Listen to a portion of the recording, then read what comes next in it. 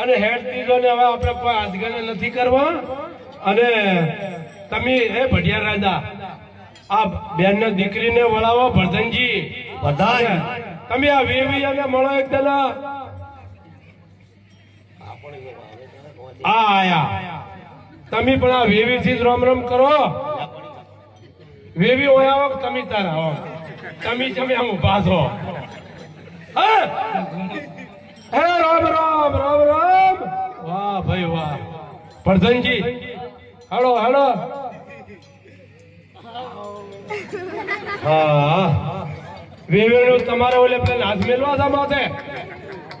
હે આવાજો ને હું